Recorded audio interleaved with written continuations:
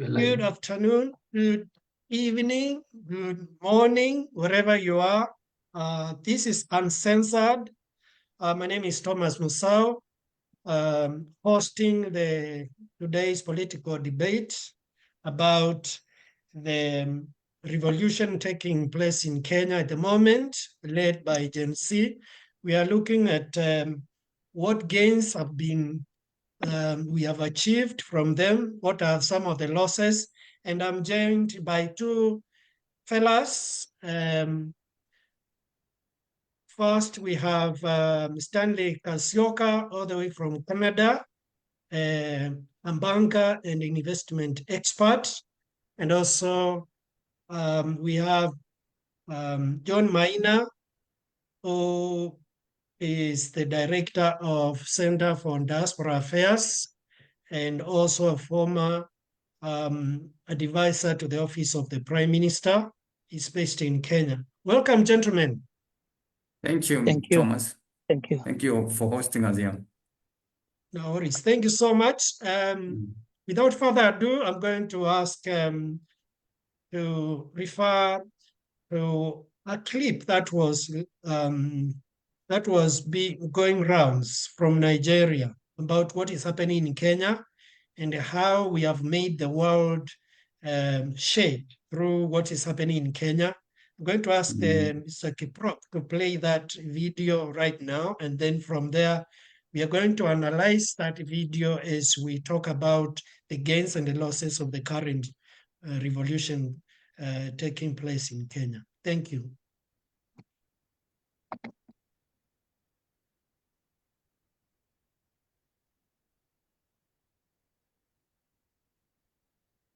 Youth release new demand list for their government to meet before they can leave the street. Let me explain. It's been more than 7 days now that the Kenyan youth hit the streets to demand that their government cancel the finance bill proposed to pass by their government. This finance bill was supposed to be signed on July 1st, but the youth do not want that at all because it will increase their tax. So the youth took it to the streets to demand that their government cancel it. After all the protests and all the demand, the Kenyan president came out and canceled the finance bill. He said that he will not be signing it and it will now be abolished. But the Kenyan youth do not trust their president, so they remain on the street demanding that their president resign. So the protests have been going on for more than 7 days right now, and the Kenyan youth just released fresh list of demand that they want their government to meet before they can leave the streets, apart from their president resigning. So the Kenyan youth are telling their president to obey court order by scrapping the first lady and second lady office. So Kenyans have first lady and second lady office, which is taking a lot of resources from the Kenyan government, which is also increasing cost of governance in Kenya. The Kenyan youth are asking that the government scrap the housing levy and also publish the audit of the money they've collected already from the housing levy. The Kenyan youth are also asking that the government sack all government officials with criminal record. Can never happen in Nigeria. Let me continue. The Kenyan youth are asking for their government to reduce the salaries of their prime ministers so that they can cut down the cost of governance. It cannot happen in Nigeria. Our government increase the salaries of our legislators and the senators. The Kenyan youth are also asking that their government should restore the school feeding, which they scrapped. Kenyan youth are also demanding that their government officials should travel abroad with government-owned vehicle, plane, train, that they should not take abroad transportation system. There are more than 14 things on the list which the Kenyan youth are requesting that their government meet before they can leave the streets. In the continuation of the revolutionary protest, the Kenyan youth have decided to occupy all churches on Sunday to make sure that no aspect of the country is left untouched. Because of this, all church leaders have gone to meet the president of Kenya to do something about this because nothing must happen to church service on Sunday. It also interests you that the Kenyan youth, which are the Gen Z, are no longer scared of their police and their military anymore, as they've become over familiar with their military and their police that they now play with them on the streets while the protest is still going on. The Kenyan youth are taking this protest in another dimension by identifying all the police people that are shooting the protesters, by looking for their families and their friends, going after their homes to make sure that they deal with their family as they're dealing with the protesters. Now, other policemen are now scared of going out, which is making them cover their face. That is not all. Kenyan youth are now identifying all their government officials and their businesses so that they can go after their businesses and their real estate, so that when they start attacking their businesses, the government officials officials can now sit up and do what is right for the Kenyan youth. In continuation of that, Kenyan youth are now publishing all the businesses owned by their president or associated with their president so that they can go after all those businesses and destroy it so that the president can feel the pain of the youth. These three companies listed, which are also on the boycott list, are linked to our honorable president. They are linked to him either through his friends, through the first lady, or his daughter, Charlene RUTO. And I'll tell you why I want to talk about this companies. The Kenyan youth have also agreed to occupy the office of IMF and the World Bank because it seems that the World Bank and IMF is still supporting their president even as the revolution protest is going on. Kenyan politicians are now begging the youth to leave the streets because even after using the military and the police, the youth have decided not to leave the street. In fact, they keep advancing their method of protest. So in a way to beg the youth, the Kenyan politicians are now wearing t-shirts written, "I'm sorry." They are now begging, saying that they are sorry to the youth. With all this happening in Kenya, Kenyan youth are accusing America for being behind of their misfortune in Kenya. They said that since their president started visiting America or started visiting Joe Biden, that things have got worse in their country. Remember in my previous video, I told you that the Kenyan police and military were seen wearing American badge on their uniform. The big question Kenyan politicians need to answer right now is that what is the input of the American government to Kenyan governments and what is their benefit? But before they can answer that question, remember to enjoy your weekend. Thank you so much for that clip. That's an overview of what is happening in Kenya. There are quite a number of things that have been mentioned. I don't want to expound on that because I've got my two guests here who are going to give their overview of what is happening in Kenya, what they think the gains are, and what some of the losses are, and what they think of the future. So I'm going to ask Stanley from Canada to start by giving us the main achievements from this revolution and what he makes of it. Thank you. Stanley, please. Oh, thank you, Thomas. I'm quite happy to be in this uncensored today meeting, and I love my country. I've been in the political arena for quite some time in Kenya for the last 10 years, and I know where the problem of the country is. I know the problems Kenyans are facing. I also know what is happening across the board in terms of government running, in terms of businesses, how they are being affected, as well as how people, generally Kenyans, have been affected. Well, the Gen Zs, and I'll say the Gen Zs, the millennials, and the Generation Y have made a tremendous progress in what they have done for the last 3 weeks. They've highlighted first the whole world, what is happening in Kenya. That is number one. Number two, they have highlighted Kenyans who did not have a clue of what was happening internally, what is now happening internally, which has now generated a lot of it. And at this point, the president should be knowing that the it is going to be more because he's not going to be dealing with only Generation Y, Generation Z, but it's going to be dealing with Generation Y, the millennials, and then Generation Z. And it's going to be tough. Why is it going to be tough? Because now people truly understand what has been happening at the back. There has been a major progress with what has happened. We have seen the president has toned down his voice, and he has come down to start discussing with the youth. And I'll tell the Generation Z, don't be lied by the president that is calling you to discuss anything. He is not calling us to discuss anything. It is the same public relations he has been playing for the last 2 years and even 4 years before he came into power, because he knew what he wanted to do. He had a plan, and he kept on claiming that he has a plan for the youth. That is why the youth voted him. But wait. I want to intervene there and ask a question. Why do you think he is playing games? Because whatever he's going through is not something that has happened in Kenya. This is a new scenario.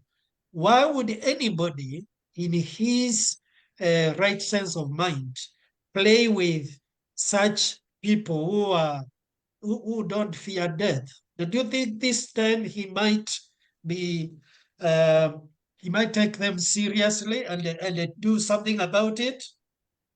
Well, I will not say that he will take them seriously. From the previous threads which have been happening in Kenya, we have seen absolutely that President Ruto does not respect the will of people. The opposition played a key role in their demonstrations. Thousands of people were killed, rather many people were killed. He never took it seriously. Now he's involved with the Gen Zs, or rather the new generation, and we will only believe that he has accepted after doing and accomplishing all what has been enlisted to be accomplished. Let me tell you, my fellow Kenyans, there is no way we are going to have everything complete in our country until certain issues are handled, like the IEBC is constituted, because that is a strong body for elections. Number two, getting out his nose in the legislature, that is parliament, and also getting his nose away from and hands away from the judiciary. Those are the key sensitive areas. If they are not touched, it means that people, rather Kenyans, will have a lot of confidence with him. But we've seen of late the president used almost $1 billion shillings, close to 800 million shillings to pay members of parliament to vote for him. That is not somebody you can take lightly and accept in your own capacity that is going to accept what is being done, or rather what the Gen Zs are talking about. I am happy that he has come out to discuss issues with us, but I am not trusting what he's doing. I will only trust that if Parliament, if he's going to get his hands out of Parliament, if he's going to get his hands out of the judiciary, as well as forming a strong IEBC accepted by all, but not being engineered by his party alone. So those are some of the issues I'm seeing. However, the Gen Zs and the young people, whatever we may have done to make sure that he comes back to talk to us, unless those other issues are touched, the three issues, I don't see the country moving anywhere. Remember, in his speech, he said most of the things he came to cancel, like saying the first lady office has been abolished, the second lady office has been abolished. I didn't hear about the office of the prime minister, and he didn't strongly say he has abolished. He said in a speech, There is and I no want you to office of listen the to it. prime minister. Prime cabinet secretary is The the prime, office. yes, that office has not been abolished, and is one of the key things which the demands which were put on the table. There's still an office of the prime minister's first lady, the first lady in the office of the prime minister. Nothing has been done. And in the president's speech, if you listened very, very carefully, he did not say, I have abolished those offices. He said those are the offices that are going to be abolished. The office of the first daughter. Yes, and also Let's the hear office of the let's first hear daughter. from John what he thinks of the gains from what is happening and what his views are. Then we come back to you, Mr. John. Yes, Thomas. Thank you so much, first of all, for hosting us. I think this is a very important discussion to have, not only for Kenyans in Kenya, but Kenyans in the diaspora, because this is a wake-up call led by Generation Z. As you know, Thomas, we in the diaspora, back in the days, we did exactly what Gen Zs are doing now. Okay, that was during the Moi era. We were in college then, we were students in the US, and we came up with a group, remember, during the one-party state. So we decided, since we are in the US, it was easy to fight the system from outside, because during the before Section 2A of the Constitution, was abolished, Kenyans in Kenya who used to demonstrate used to be locked up or even disappear, or worst case scenario, killed because of challenging the president. This is a sobering moment because now we can see young people. Of course, you and I are not Generation Z, No, but we support what they're doing. It's a very exciting moment because, as I mentioned, there was a vacuum. All these issues have been there in our country since independence, by the way. And when we were fighting, protesting the dictatorial government of the former President Moi in the 90s, we were able to achieve quite a number of things. We were the Generation Z of back in the days. Now, since then, we're talking about the 90s. Since between the 90s and now, there was a big vacuum in between. Is what I'm saying. We played our role. We put the government to task while we were in the US. We went to Congress, cut off US aid to Kenya as students. We're just students. Cut off US aid to Kenya. And eventually, it catapulted to G7 countries cutting off their aid to Kenya. We paralyzed the country as students in the 90s, okay, by lobbying US Congress to cut off US aid as well as G7 countries during Moi's term. Our condition was at that time to release political prisoners.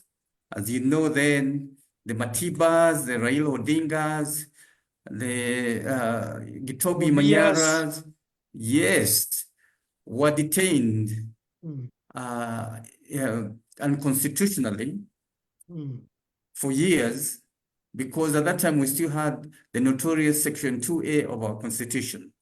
We don't have it. It was repealed by the Kibaki regime. When Kibaki was elected, they repealed Section 2A, very notorious law that meant you can be arrested, you don't have a representation, and you don't have access to go to court.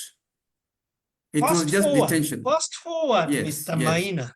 Tell yes. me, make comparison to what happened then and now. Tell us that gap you are saying. Yes, So long before we came down to Generation Z.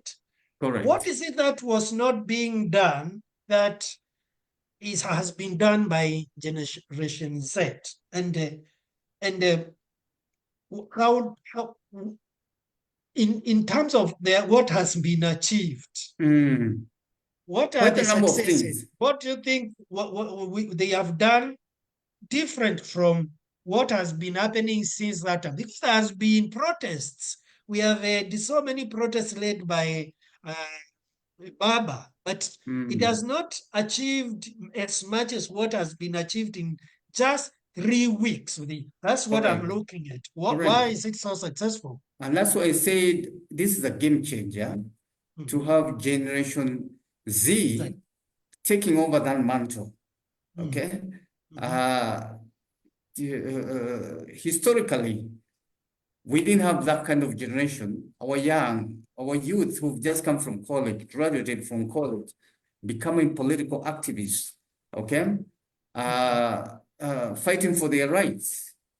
Because I can remember, as I said, between our generation and the current generation, I'm talking about the youth, not the political parties. Babas is a political party. This Generation Z is partyless, tribeless, no leadership. Okay, everybody is a leader there. Okay, so that is the difference as compared to having a political party fighting the government. Okay, now ours was almost similar in the 90s when we were fighting the Moi regime. We accomplished quite a few things, but since then there was a generational gap in between until recently. Just the other day now, we've seen the youth of this country standing up and fighting for their rights. And I think there was an underlying issue for a long time, which was which is first of all, everything is tied to economics, okay? We saw a government coming in and came with promises of hiring the so-called hustler or the youth and engaging them, actually putting a government for them. But as soon as that government came into place, the youth were forgotten. You mean the RUTO government? Yes. The current government, the RUTO government. Okay. So we have a generation which graduated in the last 3 years and they don't have jobs. Remember, Generation Z, most of them are very educated young men and women. They graduated 2 years or 3 years ago, but up to now, for 2-3 years, they haven't got a job. And this is a promise, this is a RUTO's regime promised them that as soon as they come, well, what did they say? As soon as I put my Bible down, everything will change overnight. Exactly. After So being my sworn question in. my question is this, Mr. Maina, and Yes. this question will also go to Mr. Kasioka. Yes. What's the biggest achievement apart from Mr. Ruto climbing down from the ivory tower and talking to these young people who are jobless, who have no, who nobody knew about them actually. What would you say is the biggest achievement for the country that has come out of this revolution? And some question will go to Yes, Kasio. I think, in my own opinion, I think they forced the Generation Z have forced the government to be accountable. Good. You see, nobody was holding this government accountable. Okay, because first of all, just a brief history about how this government came into place, so that you can see the unaccountability factor of it. This government of President Ruto came through the back door, okay? Right. And I mean the back door because I know those elections were highly disputed, Right. okay? And there was a lot of evidence that this government did not win the last election. They rigged itself. Yes, it was rigged in, and now it's being proved. Now it's being exposed. But Because who rigged this government in? Because the president of the time was on the side of Baba. So it's very questionable who did the rigging. Or do you mean it was done by outsiders? Well, I think that's a topic for another day, because I might start mentioning other agencies, other players from outside the country, that includes IMF, the World Bank, and other players. Okay? And that's why you see the president is very happy when he's outside of the country. Right. Because he's engaging those people who helped him get his presidency. Yeah, but let me just give you an example of why we are confirming this gentleman, President Ruto did not win the election. No. In the last 3 weeks, right, you've seen riots, protests nationwide in all the 47 counties. And people actually started asking themselves, wait a minute, where is this guy popular? Where is he popular? Because all the 47 counties are protesting against him. Okay. And including, hear this out, including his own hometown of Eldoret. Yes. People are protesting. So you are wondering, this guy told us he was elected by the mandate of the people. But you're looking around, but you can't see those people. Mr. Maina, before you digress to something else, Let's hear Yes. from Mr. Kasioka. What he thinks is what has come out of this revolution? Because I understand there are quite a number of things that we can say Kenya will never be the same again. And those are the ones we are looking at and looking at. Can we actually sustain this revolution based on what we have achieved so far? Mr. Kasioka, please. Yes, through the demonstrations, we have seen that the Gen Zs have sensitized all Kenyans. Now, Kenyans are very well aware about their country.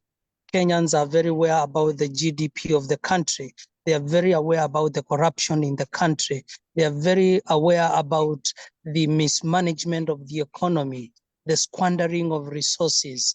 And they know, everybody has known that now we still have the power. The power is with the people, not the government. People have now known we are now the ones who hold the power and we can change our government. And that is one of the biggest things the Gen Zs have brought on board. The other thing the Gen Zs have done is to tell us and to notify Kenyans to know that the president, you can be the president of this country, but it does not belong to you. RUTO had started running this country, Kenya, as his own private property. You have seen what is happening through his cronies and his office, his family and close buddies, what is happening in Kenya. Recently was asked, we've had a minister has been caught up in Dubai with 200 million Kenya shillings. That's about $1.6 million. And he disputes. He says that is not true. He disputes and says that is propaganda. When will we ever have a president who speaks the truth? So the Gen Zs have already educated the country and all citizens that we have a leader who does not speak the truth.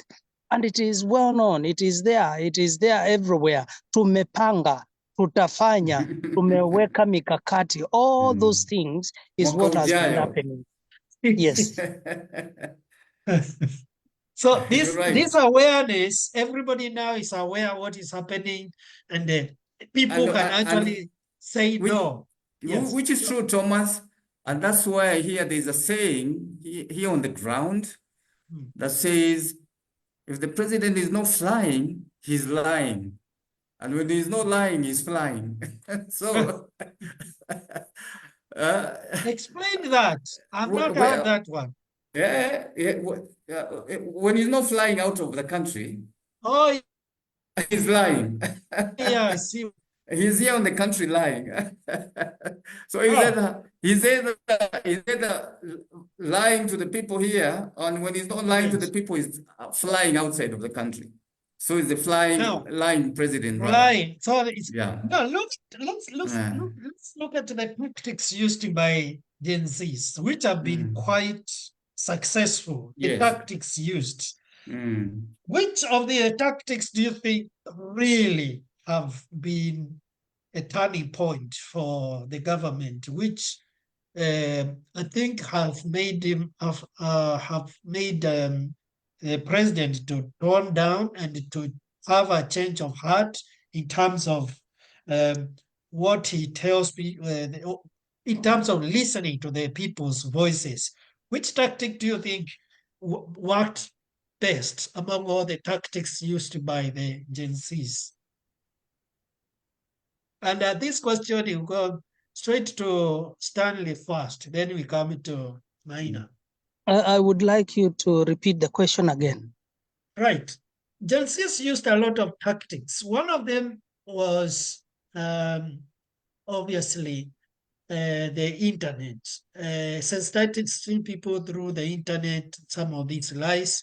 Another one was making sure that they are partyless, they are leaderless, and they were very amorphous. There was no way they could be tracked. Another way was being too upfront and not fearing death and confronting police and saying clearly they are ready to die, which are some of the tactics that have never been used before.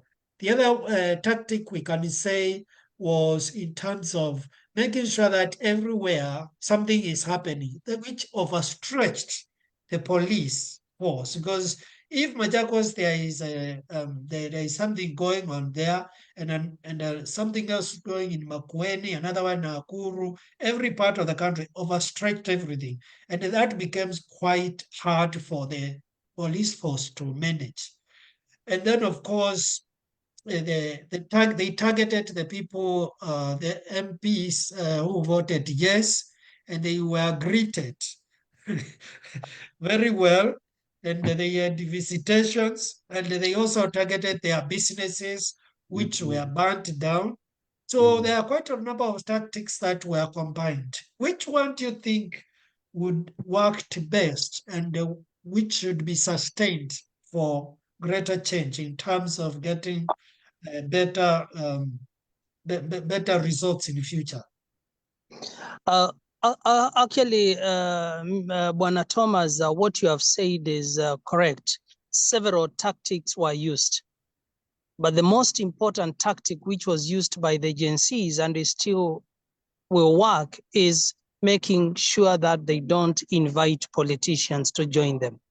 That was the biggest tactic they used, and they have sent a strong message. We are the ones fighting, and we don't need you. We will let you know. Actually, they said, we will let you know the time you are going to come in. And I'm looking at a time now when the Gen Zs and the opposition, rather we, the rest of Kenyans who are dissatisfied with the president's rule, if we join our hands, where are we going to go? It's going to be a civil movement. It's going to be another situation like in Egypt. Yes, whatever happened with the previous countries. But what I'm saying is the agencies have used technology, meaning that they superseded the technology being used by government. Remember, government is the biggest institution. They didn't know where these people were coming from. They didn't know. They tried to close down, and they knew they closed down telecommunication. They also closed down telecommunication with the police. So the Gen Zs have used technology, and it is the same technology they are going to use to bring RUTO down, to accept realities, not by saying tumepanga, tumeweka mikakati. This time is going to come and say, I hear you and I am doing this for you, and do it from day one. If I was President RUTO today, the first thing I would have done is to constitute a team to work on IEBC. The second thing is to let Parliament work by its own and do away with the Kimani Ichung'wah, do away with Kuria, all those guys and Ndindi Nyoro sitting in those committees to show the country, not only to the Gen Zs, but the country, that he has heard and is going to change and is going to implement what has been said.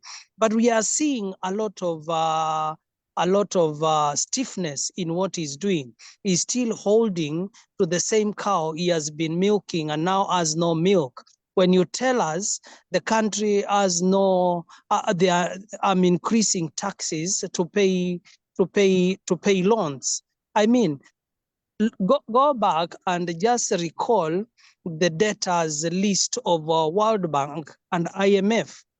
We are nowhere among the top 10 or top 20 or 30, even 50 borrowers. And countries, United States, call it United Kingdom, call all these G8 countries, China is one of the biggest borrowers. When you lie to Kenyans that you are borrowing to pay loans, it is not true. Kibaki was there, he did not borrow, but he kept on paying loans.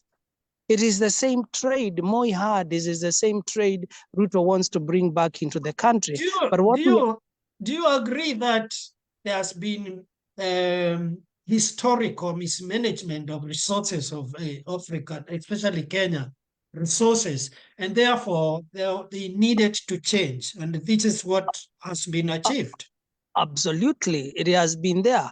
The first person who should have come and implement proper uses and systems of resource management was President Moi, but he did not. When he came after 82, the coup of 82, Yes, it became Fuata Nyayo. Fuata Nyayo was either you follow me or you die. And it is the same thing Ruto is trying to do.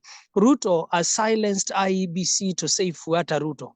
That is the same thing coming on board. But the Gen Zs have seen this, and I'm sorry, I'm saying the people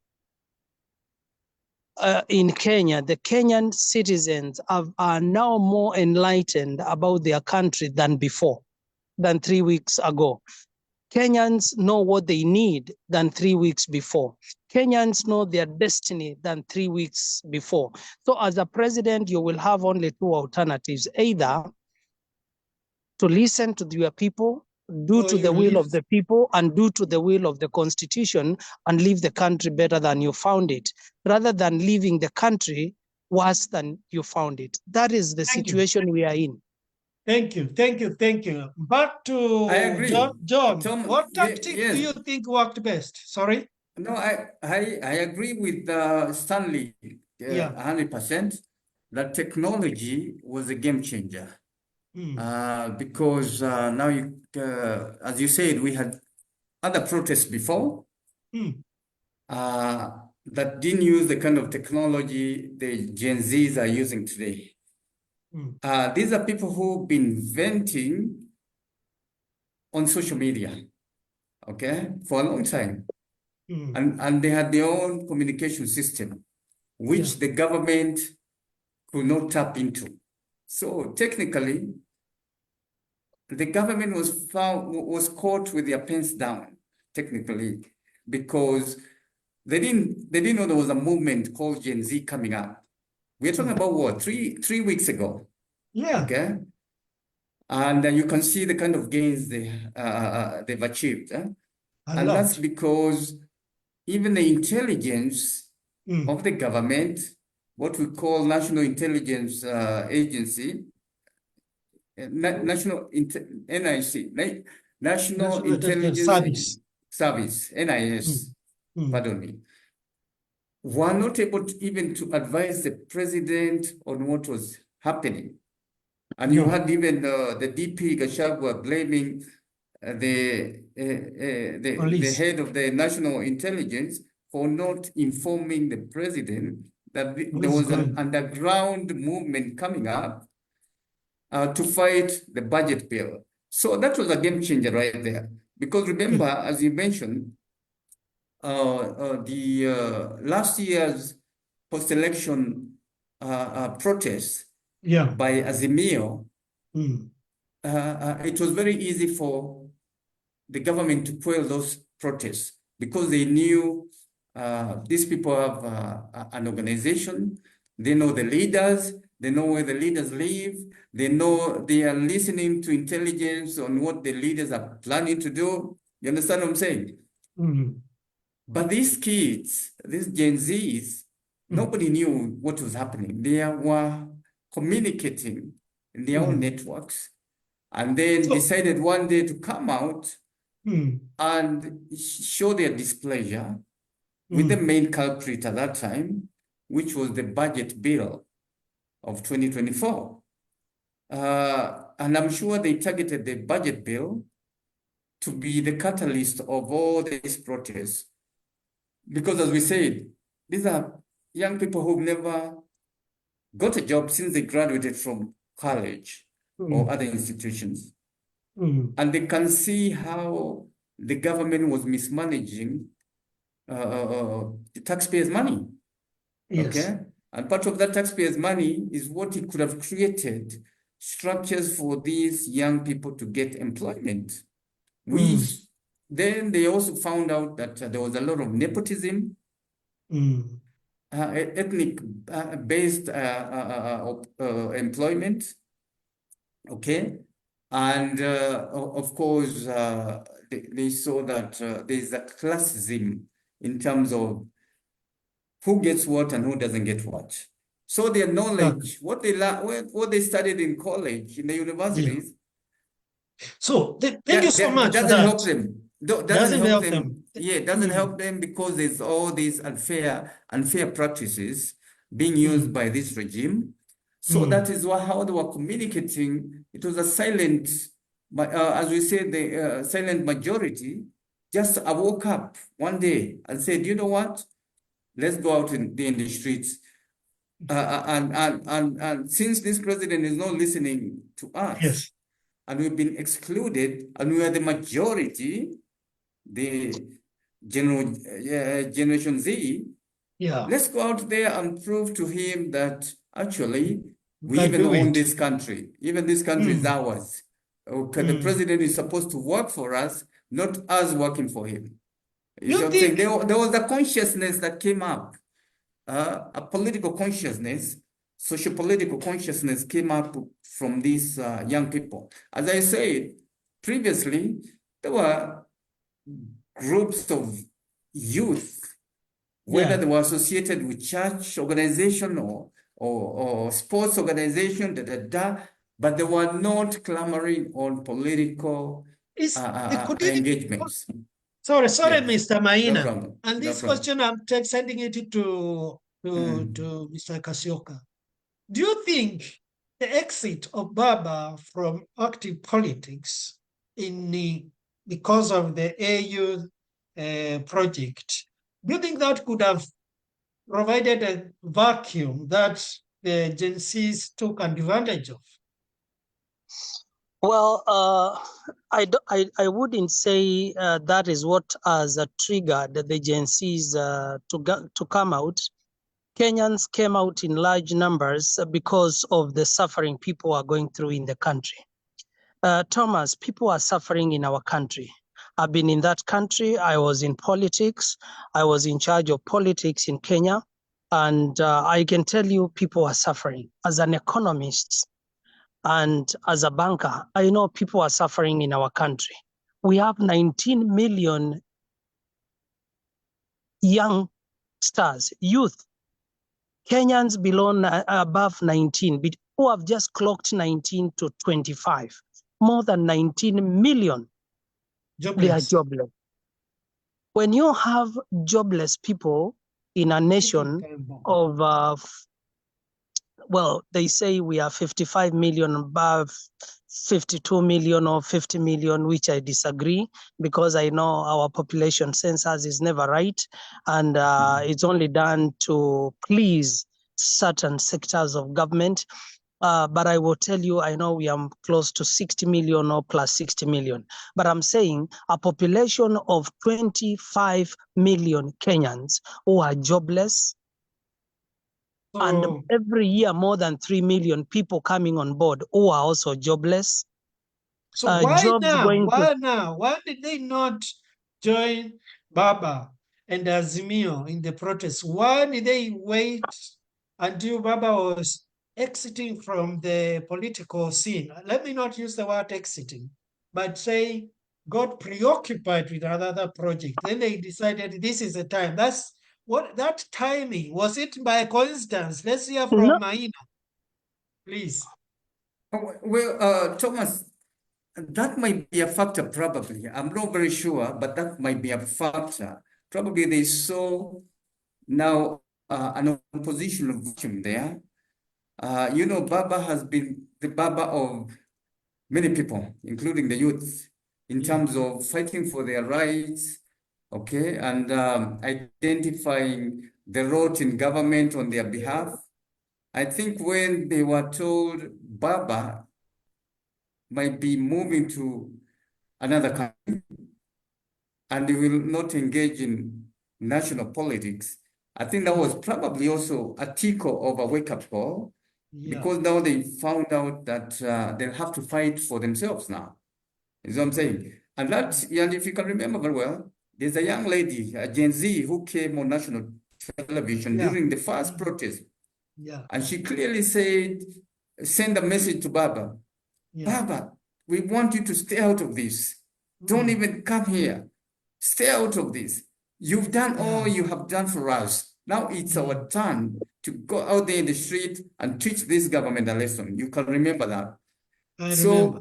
Yeah, so that's what I'm saying. I think it reached a point where they saw Baba has fought for them for many years, and they've seen the mistreatment of Baba by the systems. he Thank wins you. an election, it's Because we don't have much time Mm. left, I Yes. want to ask one single question about Mm. the future of Gen Zs, knowing that they are Mm. playing the role of Baba in the active Mm. politics of opposition. Now that we have opposition, but they are not as proactive and aggressive as Baba. Mm. What are some of the challenges that are facing the Gen Zs, and how what's the future of these young people who we really want to support and we adore them and we really need them in Kenya if we are to sustain the political changes that are needed are being pursued at this critical time. What is the future? What are the challenges and how can we mitigate against these challenges? Let's hear from Stanley first, then we come to Well, Lina. my message to the Gen Zs is don't give up. Hope is on the way. And hope is on the way because Baba yesterday in Nyeri said he is solely behind the Gen Zs. Don't lose hope because we are now joining you as Generation Y, as the millennials and the rest of the Kenyans who are patriotic to their country. We are joining you. And I'm telling them the challenges ahead of you is RUTO. And the solution is RUTO must go. So keep on going, and that slogan should never anybody make you despair passing that slogan to your brother or your sister.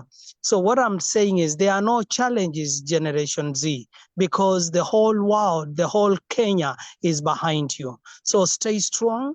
And I'm sending this message to you to tell you that now this is the time. All Kenyans in the diaspora need to come up together and support the Gen Zs and support our opposition leaders to achieve the goals and objectives we want for the country. We would be better in a beautiful country. Kenya is one of the beautiful countries.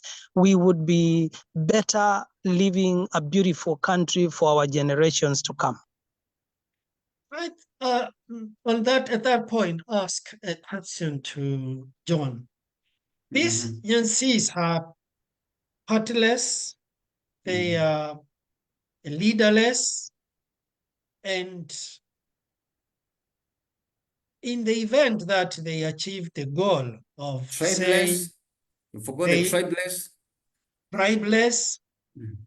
and now in the event that they achieve the goal of RUTO Mm. must go, Mhm. what is the possible scenario of the next leadership, or is this something that has been thought about? Have they thought about it? All should we just wait and see what happens? Should something happen and then tomorrow they visit the state house and the whole international community says it's time for this gentleman to go, which is a possibility. Because I Mm. know all international news media houses were broadcasting live their revolution, the revolution in Kenya that has been taking place. And I'm sure a lot of leaders, including the G7, must be thinking, should we not force this man out? If this happened, what might happen? Because this is one of the key challenges I think we are facing today. The other challenge, which I am thinking, which probably we could you can touch on, is if some of the leaders, Mm. the so-called leaders, are bought and start fighting within the Gen Zs, would that be a disaster for the community, or is it something that cannot be perceived or conceived coming into those games coming into play? Yes, John. Well, first of all, as we said earlier, Gen Zs are leaderless, okay? And there is no, they cannot be coerced the way political parties are coerced. You know, political parties, you can approach the leaders of those political parties and make deals with them. Gen Zs, all of them are equal and leaderless. I don't think they're looking that far ahead in terms of if this person is forced out of leadership. They're just doing their part and hoping, keeping hope alive, as we used to say, because, and I gave you an example, we were in their shoes in the 90s when we were doing the same thing they are doing right now abroad. But we managed to succeed in Wait, John, Yes, we yes. had leaders during that time. We had the Rubias, we had Matibas, we had the Babas, we had the Orengos. No, I'm not talking about that generation. I was talking about our movement as students in the US. Oh, yeah, student, yeah, Yes, at yes, university, yeah. I know what you exactly. mean. And one of our biggest achievements is to force Congress to freeze USA to Kenya, including the G7. That was a big, now, unfortunately, then we didn't have social media. No. You see, we were at a disadvantage. There's a big advantage for the Generation Zs because they have high-tech communication system. With us, I think at that time we were using fax machines to communicate from Kenya to the US and vice versa. What I'm trying to say is that they have a golden opportunity to continue this movement. By the way, this is just a beginning. And they've seen an opening. Because as I said, remember I said there was a vacuum in between all those protests until the Gen Z. Gen Z was not involved in politics at all. No. Okay? This is the first time most of them are coming out to be activists. You see what I'm saying?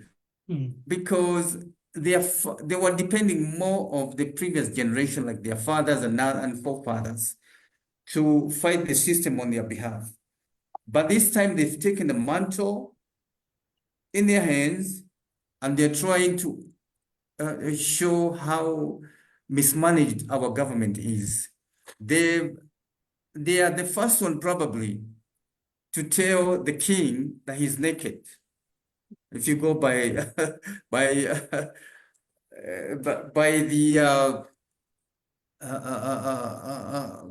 the current system, where there's a lot of nepotism that surrounds the president. And they cannot tell the president he's naked. Yeah. But these kids can tell the president he's naked. And they've hit his underbelly and exposed the road that has been there. It's not like these are not new things, challenges that we have. They've been there, but nobody had that opportunity to tell the president he's naked and that there's a corruption in his government, there is a mismanagement, all those ills. And remember I say, if it was a regime that was elected democratically, that would be a different thing, because now there will be a lot of other factors supporting that regime. This is a clique of people, which I heard somebody say the clique of jailbirds, because most of them had some illegalities here and there. And there are some who are actually going to jail if William didn't become president. There were quite a number of them who had court cases. Because of time murder, factor, I want to cut you short, John, with all due respect, because of time. It's supposed to take 1 hour, but I just want to have the last comment from both of you. And then what I'll do is you guys are very good debaters, and you're bringing in very pregnant points on on this discussion, which I'm sure, because a political discussion, I want to hold you on to other discussions in the future. So don't feel discouraged. But the last point, I want you to give us a parting shot Parting on shot. what you think is the future of Generation Z. And I'll start with you, John, and then I go to Stanley. Well, as I mentioned earlier, Generation Z, well, you're British, you say Z. Americans say Z, not Z. Okay. Well, I am in the UK. I'm in the UK, my friend. I have to use Yes, my yes. Queen's English. You can No, use I understand. I Yes. don't know whether you have a king or you have a president. You can use your president. So Yeah, anyway, to follow up on your question. Yeah. What's the future? Yes, these young people have a bright, brilliant future. First of all, because of that awareness, political awareness. As a political science professor in the US, I used to tell my students, as soon as they come to my class in the beginning of the semester, I used to tell them, politics affects all sectors of life. Whether if you're trying to become an engineer, or a chemist, a teacher, or whatever it might be, learn, at least take one course of political science so that you can have that awareness. Because remember, government is a political government.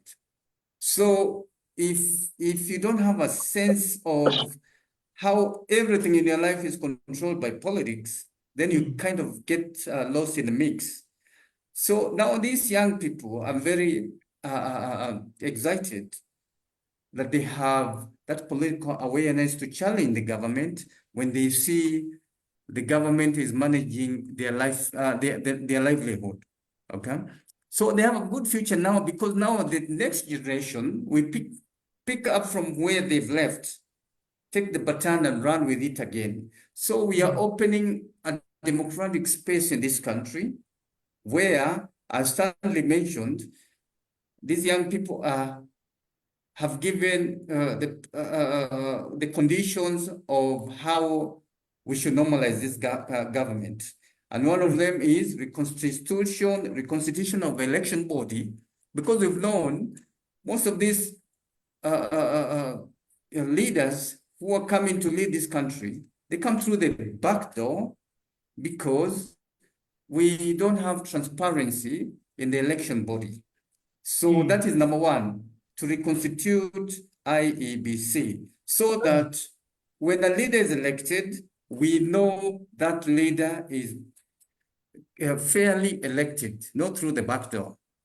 And that fairly elected leader will be accountable for the management of government affairs. As compared to now, we have a government that came through the back door and and brought in a cabinet through the back door without accountability. That's why they are mismanaging everything, the affairs of the country.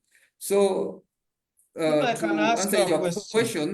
answer your question is that these young people have a bright future ahead, and we'll continue supporting them and giving them all hope that they will change not only future of their next generation, but their grandchildren, because when you start now managing the systems in government now by transparency and killing corruption and having leaders elected fairly because of their competence, will have a bright future for this country, by the way. And remember, do you see Gen Zs on in the next 3 years? Yes, this is a movement. This is a movement that has just started. You watch this space. This is a Thank you. movement that has Thank you. just Thank you started, so much, and it Mr. will Maina. keep I'm going looking up all the forward. way. I'm looking forward to inviting you to the next topic. Please Yes, stay tuned. And sure. before we end, Mm. Stanley, tell us, what's the future of Gen Z? I will be very brief on this, but let me first express my disappointment with the government electing a government, whether it came through the back doors or whether they won elections, because I was part of the whole system. I'm very much disappointed to see a government under leadership of a president who has came on board. He found a stable economy. He found an economy in whichever state it was, and he has not made it better. Instead, he has worked to please his masters, the people who voted, who campaigned for him.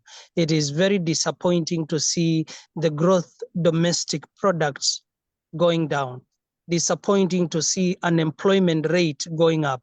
Disappointing to see non-performing government entities. Disappointing to see corruption on the increase. Disappointing to see killings, judicial killings, and also capture of the state capture, real coming on board. And that is what the Gen Zs have seen. Mine is to tell the Gen Zs hope is there again, and to tell them to stay strong and resolute, and your movement will become the movement of 2027 to kick anybody who has voted yes to the bill of impunity, an impunitive bill that was to cripple the legs of every Kenyan, bring down businesses, bring down families, and Kenya was never to be a Kenya again. I hear the bill was to make Kenya a great Kenya again, but I don't see that, because if it was, then the Gen Zs would not have woken up. When the president says,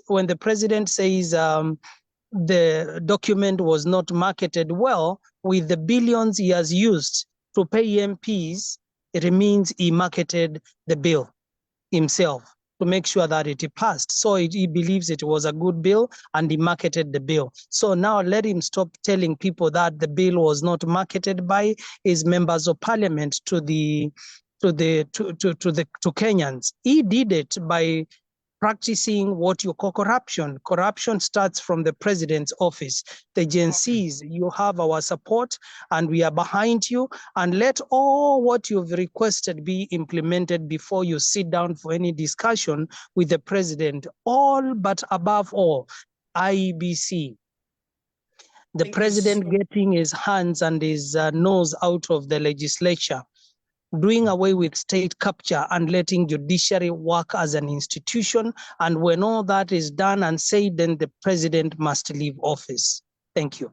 Thank you so Thomas, much, before we Stanley. leave, Thank you. Thomas, Yes, sorry. before we leave, Yeah. Stanley mentioned an idea of probably one of the next shows, probably we can discuss now about the external